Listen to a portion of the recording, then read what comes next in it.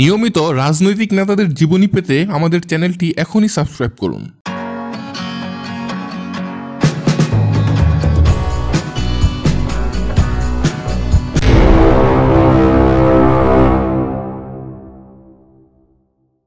অভিনেতা পল ওয়াকারের কথা নিশ্চয়ই মনে আছে আপনাদের। মর্মান্তিক সড়ক দুর্ঘটনায় প্রাণ হারান এই হলিউড অভিনেতা। মৃত্যুর পর তার নামে দাতব্য সংস্থা চালু হয়েছে। সেই সংস্থার অন্যতম সদস্য হচ্ছেন আরেক অভিনেতা ভিন ডিজেল। ফাস্ট অ্যান্ড ফিউরিয়াস সিনেমার চলচ্চিত্র সিরিজের সুবাদে তাদের দুজনের মধ্যে দারুণ বন্ধুত্বপূর্ণ সম্পর্ক তৈরি হয়েছিল।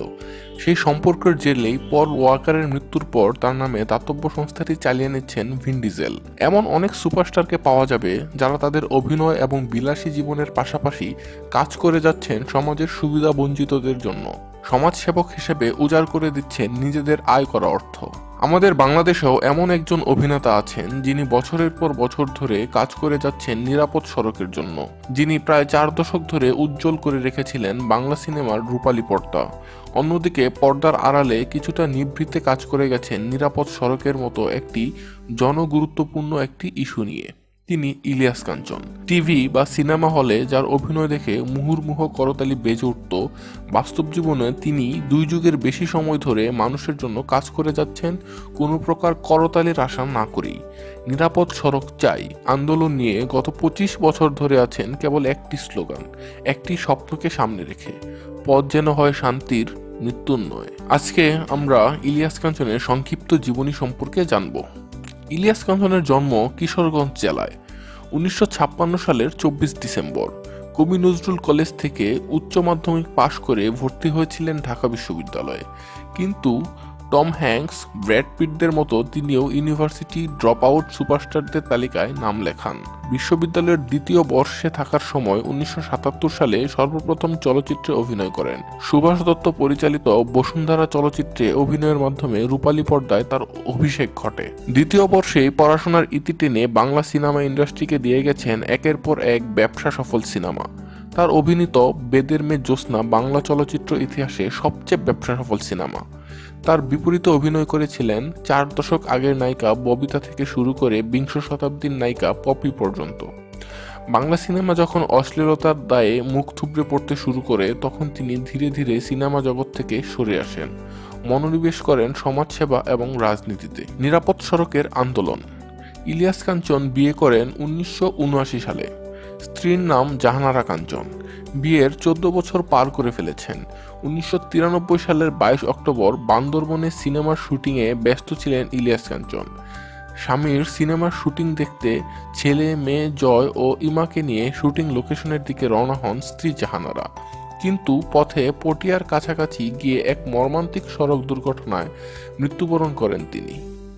তাদের 2 সন্তান বাবাকে দেখতে গিয়ে হারায় তাদের মাকে। স্ত্রী হারানোর শোকে মোহাম্মদ ইলিয়াস তখনই ঠিক করে নেন নিরাপদ সড়কের জন্য তাকে কিছু একটা করতে হবে।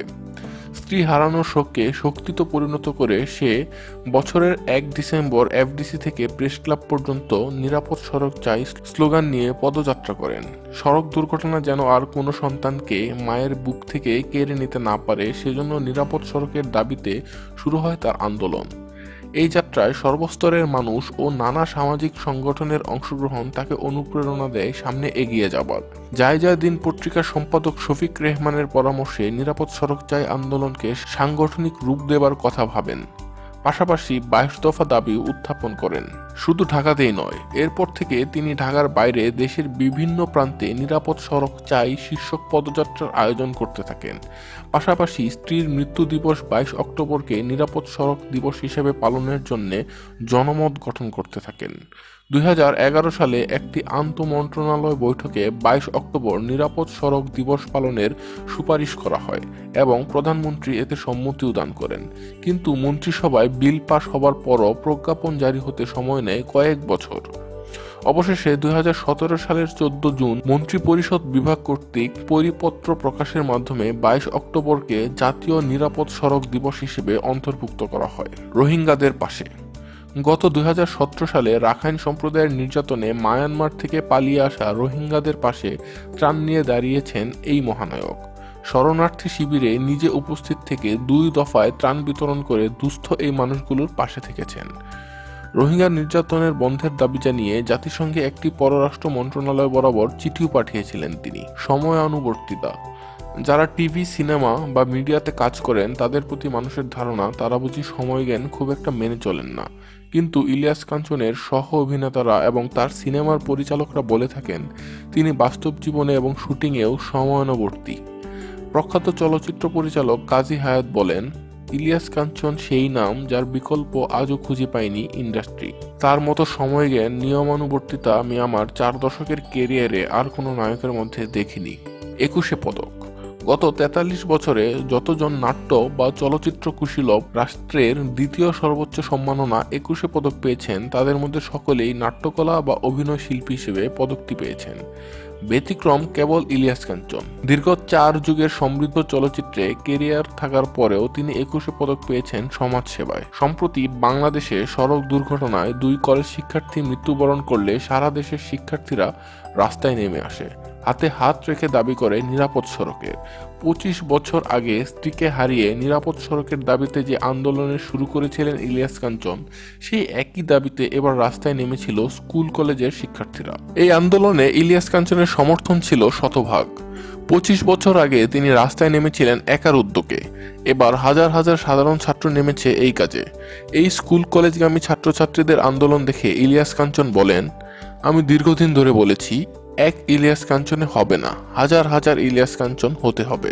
আজকে লাখ লাখ ইলিয়াস কাঞ্চন রাস্তায়।